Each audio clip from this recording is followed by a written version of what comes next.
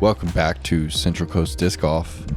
This is part 2 from round 1 of the 2023 Zootown Open presented by Innova Disc Golf. We're up here at the Blue Mountain Recreation Area, Lolo National Forest, a 2 million acre national forest, and we find ourselves a gem of a disc golf course. First created in 1992. Fun fact for you, Connor. James Conrad lived in Missoula, Montana, and Blue Mountain was the very first course that JC played in 1997. Yeah, young 7 to 10-year-old James is out here ripping discs and finding a love for flight. So cool. But of course, I'm Nate Perkins, and I've got my guy Connor O'Reilly with us today. Walk us through the 10th, Connor. So we go from the hardest hole on the course to par to the easiest hole. The path the drone just took will not be thrown, I can pretty much guarantee you, but there will be some high spike hyzers off to the right side of that cluster of trees we just flew through, most likely from all these players. There also is a straight shot, but I'm expecting spike hyzer from all these guys because the distance is a piece of cake for these big boys. Good round.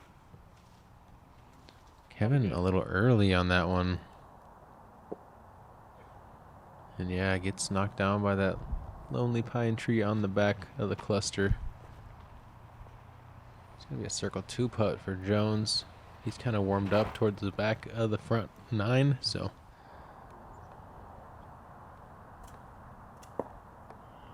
Yeah, well played from Christian. Christian, I believe, went to college here in Missoula, and at one point in his career, Connor, he was playing this course 2 to 3 times a day. Yeah, I think he saw me run off the course after 4 holes the first day I got here on Tuesday and kind of laughed at me and said, "You gotta go get some pants on and get some DEET." And yeah, he's a vet out here for sure. Christian was 1030 rated at one point. Yeah. So for those of you who don't know, he's a baller, and I think he's master's age now, so still got some game. Yeah, he actually owns his own law firm in Helena, Montana. Doesn't play as much disc golf anymore.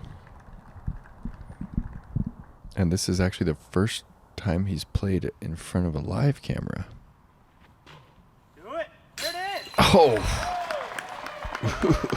Evan with authority from deep.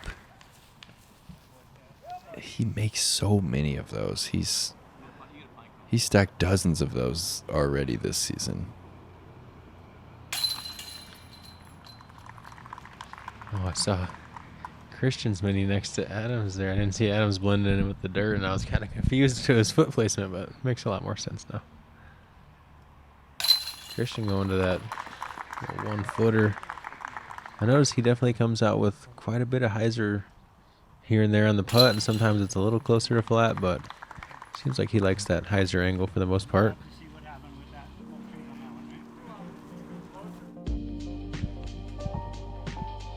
All right, hole 11.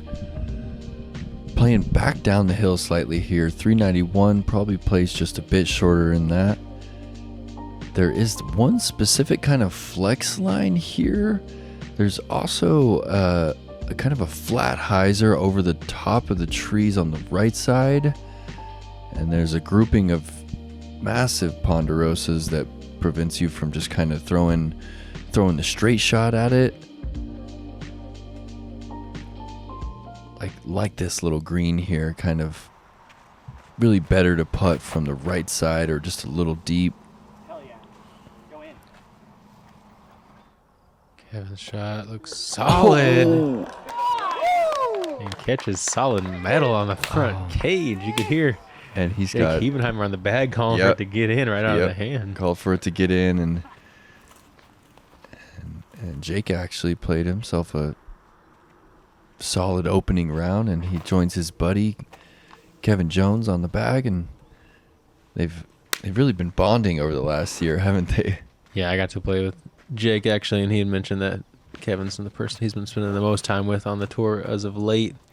Double G, kind of an overcorrection from the early releases we've been seeing throughout the round. Yanks it late here on a hole that with his power, he's looking to feast on.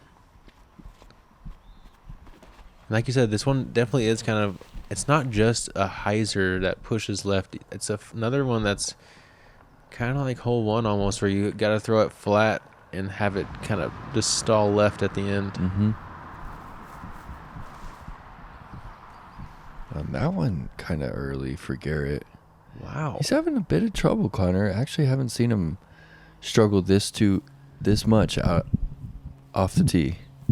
Did you get to talk to him at all about how his body was feeling, or if there was anything No, I didn't. causing him troubles? And you have to think that the troubles on the road could potentially lead, to you not being in your most peaceful state on the course. And honestly, if he didn't get into town until later in the week, I could see if this is only his first or second time through the track, like it took me 2 rounds to really adjust to how different the disc was flying, how different the putt was coming out of the hand. So I can see how out of sorts he might feel. Yeah, if you guys didn't hear before, this course is at just over 3,000 feet. Dang, I thought that was down. Yeah, I believe the city of Missoula is at like 3,300 feet. So, probably up here on the mountain. We're right around mid-3s, somewhere in that range. Yeah, you definitely start to notice a difference in stability, and also a lot of players have been talking this week how their putts are kind of dropping out of the air quicker than normal. Yeah, you really got to fire it in, especially once you get to that circle's edge.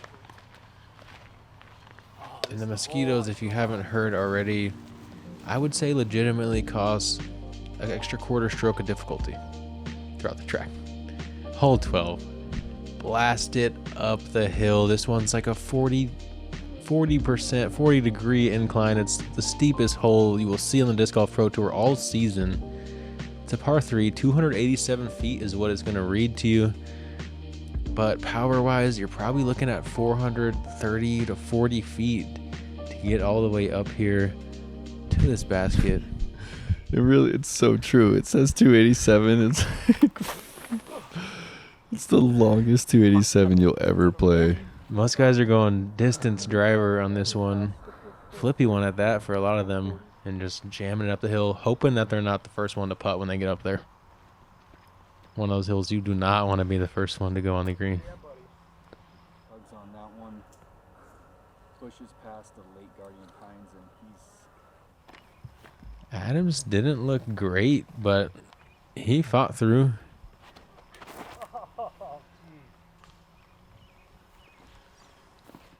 Early out of the hand for Christian. And let's see if Garrett can correct on. And that one looked pretty clean, Connor.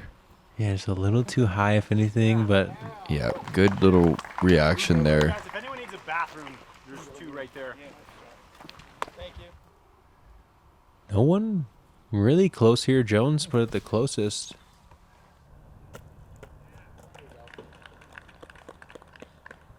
Christian gonna have an easy par. Adam going back to the stepper. A little bit of berating of himself as he doesn't feel he's in a rhythm currently.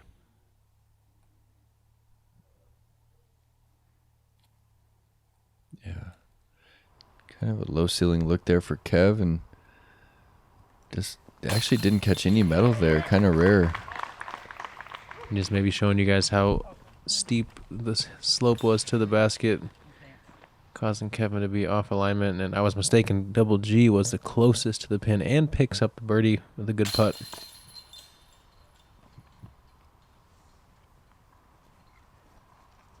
Some continued frustrations for Hammies. A hole that par is digestible, but bogey really feels bad. I wonder what that feels like, just coming off Elite Series Plus win, probably the biggest tournament of the year, maybe second to Champions Cup thus far, and just not really being in the same rhythm. It just goes to show you how every tournament it's a fresh start, and You're not guaranteed to be the same player you were last week. Every hole, every round, every tournament. And let's look at those scores. James Conrad 10 down through 12. Dallin has cooled off that 8-through-8 streak just a bit. Billy Rossini and I go back to 2007, I believe. Billy was one of the guys that was actually sponsored in Charlotte by Innova. He said, hey, here's my product, and I was already in. All the scoring that we do in our sport now is all digital. Having some sort of backup power source is gonna be really important. We feel that it's good quality product. And having the stash pack that holds the cable that connects to any device, it just works. It's not just my business partner, it's my friend. And so that's why this thing really works for me.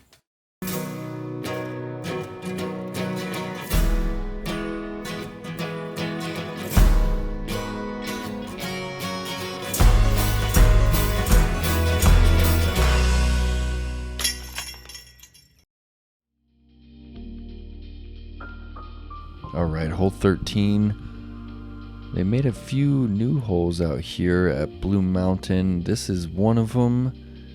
Really tough par 4. Very demanding tee shot here. Kind of low ceiling. You want to fly under that large pine on the left. And it's hard not to fade out too far left. As soon as you get to that left side, there's just a lot of trouble over there. If you are off on that right side, it's kind of a pure hyzer into the green or a flex if you can get that drive out into the 370 to 400 foot mark. Pretty demanding shape here. Yeah, I'm seeing a lot of players throw this big towering Annie trying to get out to the right, knowing that the second shot will be clear, even though it might be a longer shot possibly. But I feel like if you do get out to the right, all of a sudden bogey feels like it's out of the question. Yeah. Birdie's still there for you. It says 690, but it really feels like it's playing like two full shots almost to get to the basket. And Kev just gets pulled back in by the very tip of that pine. You had said it before, Connor, that it seems like there's a ton of airspace, but these trees are, as we like to say, they're grabby. Yes, they are. Adam really good at this big turning line. Let's see if he can set the angle. Whoa. Yeah, I can't figure out his timing. A little bit of uphill run up on this tee box just by a skosh. Threw him off. Every shot, you guys, whether it's a little tough to grass in your way, whether it's the side slope, the upslope, you're going to have some different conditions. You're never really finding a true rhythm. You got to improvise on most of your shots throughout the round. And I really like the way it tests you like that. Tough spot for Kev. He's going towering Annie and just doesn't get that one to break over. That's headed into a really tough spot. Maybe grenade from there. See if that grenade counter goes to 3 or not. Maybe that'll be 4.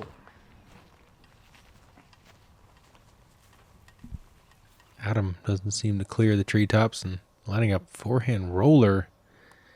Ground play is not a given out here, and rollers are almost out of the question throughout this course. Yeah, definitely not conducive to the roller. These little grass tufts just kill everything. Oh my gosh. I don't know how he generated the spin on that. He was facing the basket and still threw a backhand. Kevin just willing that disc up for a putt. Yeah, that's going to be an unfortunate bogey. Back-to-back bogeys for Adam. Kevin just showed the equivalent of disc golf hustle and heart right there in that shot. Dietrich almost cashes. The highlight for us. Garrett stepping into that right foot for the hyzer attempt.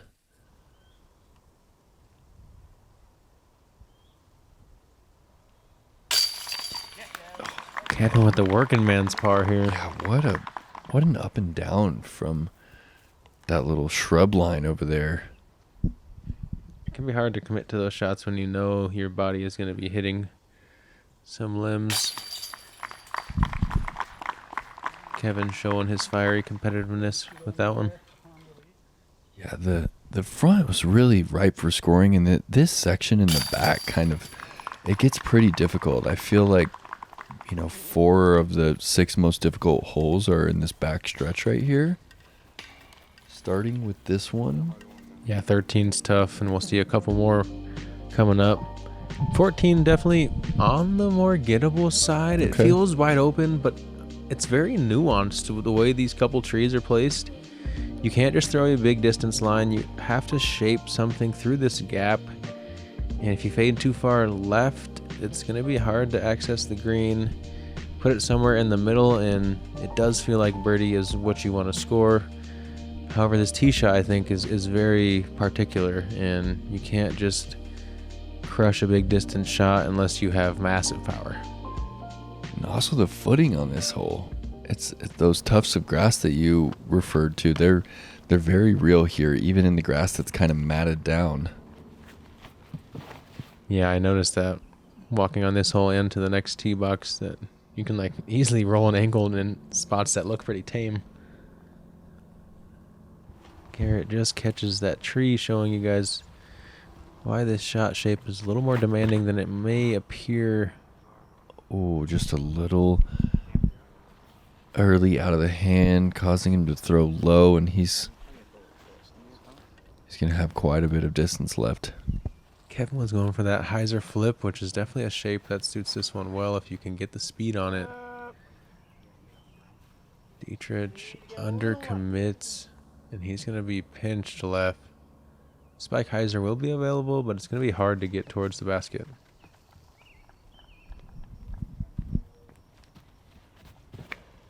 Oh, Adam 70 plus miles per hour just Going cracks over on it. That's an anger blast rip right there. off. Not many people have the luxury Oh. to play that type of line on this hole. It takes huge power. So they had a player party Thursday night down by the river, drinks and live music, and the river's like almost 600 feet wide right there in town, and they had a few players demonstrate disc golf by throwing over the river. That's so Adam, cool. Anthony, Gannon Burr, and I believe one other player threw across the river as we just saw Kevin go massive reverb hyzer into the circle there. Yeah, I think this one baits you into really trying to blast it off the tee and get to a good spot when anything in the fairway is going to give you an opportunity to birdie still. But you're going to have to throw one good shot and one solid shot to get a birdie here, but one of them's got to be pretty dang good. Christian manufactures a really good result from a pinched tee angle. So Adam actually threw his shot about 540 feet off the tee on that massive ante line. And that's a good angle to show you guys how far up the hill Kevin was putting there. Good birdie pickup. And he's working his way to a 7 down, 4 holes to play. Kind of cruising. Yep. Great pickup from Christian.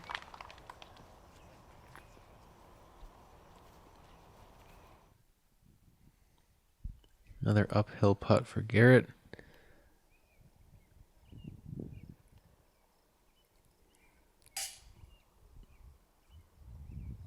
Squares that band up. That mountain golf, making him think he needs a little more to fight the gravity and just wanted it too much.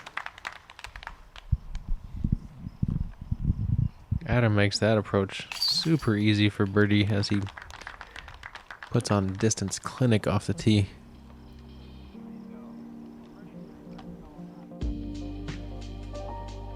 Here's going to be one of those tough birdies that you mentioned, Nate. Hole 15. It's a par 3 at 427 feet. This line that the drone is flying is there, but it's so narrow that most players will avoid it. A lot of guys hanging the disc out to the left, trying to draw it in right. A lot of airspace there, but it's a big power shot. Probably playing somewhere in that mid-4s range, maybe slightly uphill at the end. There's a massive power hyzer that has to kind of get skinny through some trees as well, but most guys are going to try to put a big flex or a big turn on this one. Yeah, Kev's going to FX2. He's got a bit of left to right tail right here. This is his more understable one. Let's go. And Jake loves it. Kev just gets the perfect wind read. Gosh. Nearly aces it. He is pumped up, man. He's having a good time on the disc golf course. The arm's length high and right of cashing that one. This is a very demanding shot shape, one of the most demanding ones on the course, probably birdie-wise.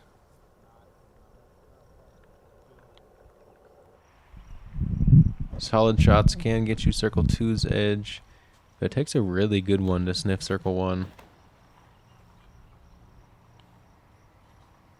It's just hard to keep this one turning. He had that initial angle, but just a bit too stable with that driver. And Yeah, that's a common result. It's right in that tweener distance. It feels like a distance driver. It feels a little bit too long. Fairway driver, you have to hit really perfectly, so.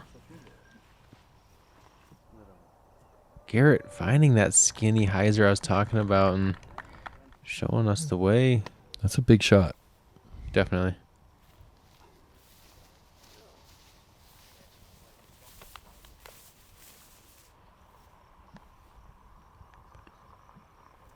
Adam lining up a 100-foot jump putt. Oh my gosh.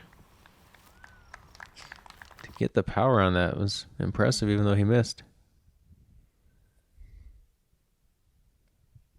Yeah, Garrett's still 50 plus. Well, even after that big hyzer, Kevin putting back down at it. Not too many players going to find themselves in that position. And after a really slow start to his round, Kevin finds himself 8 under par. He's just 3 off the lead with 3 holes to go. Yeah, all the holes are birdieable. 17's a tough one, but there's definitely 2 out there that he can for sure almost count on if he throws good shots.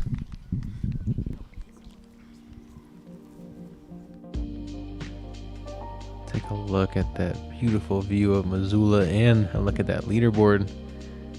James cooled off back to a 9. Him and Dallin tied up at the top, but a lot of scores pretty close here. How are these players going to want to attack the 16th and 8th? Wait, that's my hole, so maybe I'll just continue on. 374 feet. This one is gently down the hill the entire way. Shapes up pretty dead straight, but kind of, once again, in that tweener distance. Putter or mid-range, depending on how you want to hit it. If you're trying to add about 100 feet of power, you can try the spike hyzer. Looks like Kevin likes that. Yeah, I think he's going wide hyzer here. Me too. That's just the way that he projects the disc is so unique. He really does look like he's throwing it. It doesn't seem like it's, snapping out of the end of his hand. He really is like palm open, like really unique. Absolutely, and the way he can really contort his body angle and set that hyzer is second to none. Christian looked like he's fading out early here. And a little trickle. I mean, he's just barely off on the angle, but because it's downhill, which you really can't see on camera, it just exaggerates your miss so much. Adam trying to play that soft buzz shot again, but doesn't set the tiny bit of turn angle he was looking for. Garrett, I would expect almost to see the flippy rock shot, but just not feeling his guns, going with a easier angle to hit, but albeit probably tougher line.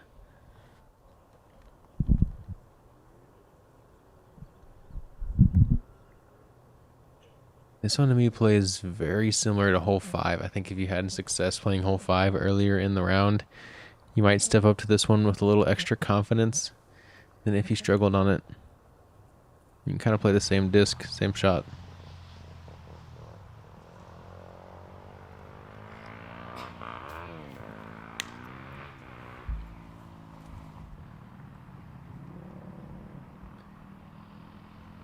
Kevin kind of stuck up in a tree there, forced to go with a little spin delivery, and he had it on line, but it's unfortunate. He's been on a roll.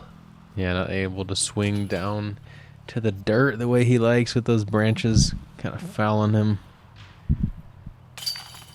But he's developed that spinner to be pretty lethal for when he needs it.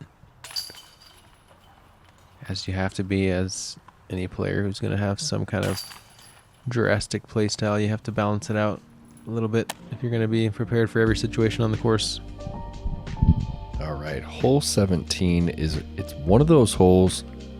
First time you step up to the tee box, you're really never going to forget it. It's 573. Probably plays 100 feet downhill. You still need a full rip. Probably 450 feet of distance required to find yourself in the circle here. And because it is downhill, you really have to get that nose angle perfect. I mean, 2 nose up, it's going to stall. 2 nose down, too much ante, just going to roll it over. Look how wide Kevin's lining up here. Reverb hyzer. All these downhill holes, he's elected for that super wide hyzer. A clap out of the hand, to me that means he's fired up and likes I it. think he likes it. Whoa! Gets a skip. Easy skip. Oh, he's just having a good old time. And of course, we have to shout out Colton Montgomery. It was also not in a tournament, but he carded an epic hole-in-one that happened to be filmed by Kona. Kind of an unforgettable experience to card a hole-in-one on a 500-plus foot par 3. And apparently they were down there on the tee of 10 when Marby got his on 9 during practice, so they've got a little ace air about them here in Montana. No, I didn't hear that. That's so sweet. And look at this hyzer flip game from Adam. That is an ideal looking shape. Skip up. Oh, no. It was a little deep, but That is. It's just so fulfilling to see a disc land close to the pin from that far away. it is because at that point you have watched the disc fly for 6, 7, 8 seconds, which is a lot longer than we're used to. And yeah, Marweed actually told me he heard some yelling when the disc went in, and he thought, oh crap, I just threw in on the group in front of me, and then turns out they were cheering for his ace. So pretty funny story. Oh, that's cool. Would you say that this is the signature hole on the course? 17th? It's hard to argue against it. I feel like it probably is if there's one that's really going to stick. Yeah, it's in like your either mind. this or hole 9, but 9 you can't really see the pin. Like, This one's clean. You know what you're getting every time. Yeah.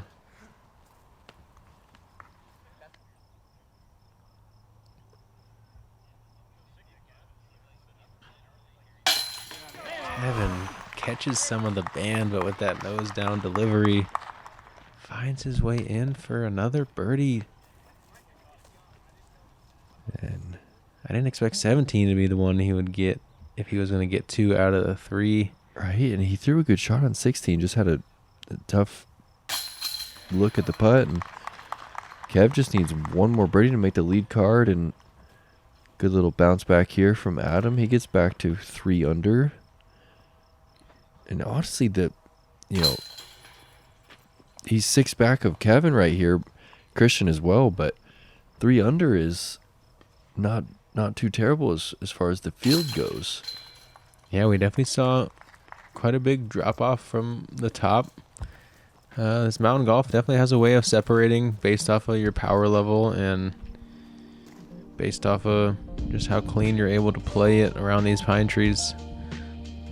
Hole 18, our finisher is a par 4, 663 feet. Your first shot plays downhill, kind of teeing from a parking lot area, out of bounds line on the right the entire way, and wraps around the backside of the basket. right-hand backhand player playing a hyzer somewhere around here off the tee, and then you'll have options coming into the green. Do you fly it on another spike hyzer shot over the out of bounds and try to spike it into this green perched on top of the hill, or do you play a turnover or a skinny forehand up the narrow inbounds path? Yeah, I really felt like that OB was well placed here. Kind of, it is baiting players to kind of, if they want that hyzer, you know, they have to risk quite a bit to swing it around that last pine. I love the out of bounds here. I think it's absolutely necessary, and I think without it, the hole would just be so soft. Do you feel like most players are playing up the left side now and kind of forgetting about the wide hyzer? I think some are. I think most of the players who you're going to find in the top 25 have the confidence and the power to play that hyzer even with the bad footing that can kind of take your legs out of the shot, because the range of it's only going to be maybe 350 at the long side. But I think it will add a layer of stress and thought, and that's always what we want out of our design. Challenge these players mentally and physically.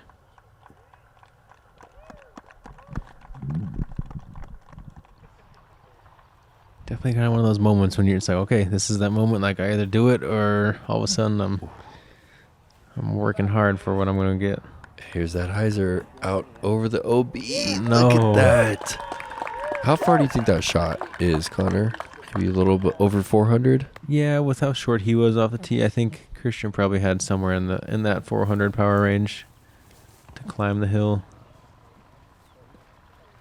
Adam probably more in that 360, 375 range. Back to another tester at a distance he's been struggling with a bit today. Okay, 3 for 4 on the wide hyzer here. Garrett going Firebird. Lands it in the hard pack. Skips outside the bullseye, but that should be a birdie finish for Garrett. And here's another grenade to finish us off. Kev Jones going with that FX4 again, getting it to fly to the right. What? And he's going to have 24 feet for the 10 I want to under say par. unnecessary. I feel like with his hyzer game right there, but why not if you got it, Kev Jones? If you're going to be throwing those nades, might as well get them ready, because that was pretty cool. And then he got to fly over the inbounds the whole way, so it took the stress off, I guess. Yeah, I could see that being a reasoning, is to just not play it out over the OB. It's kind of a tin cup situation if you hyzer out and you don't cross. Kevin showing his prowess and confidence in the shot. Oh, Kevin Jones. No. Been very strong on the green all day. Yeah, I think that's his first circle one miss. Yeah, we've seen him miss from some obstructed C2 looks, Yeah. but he's been strong.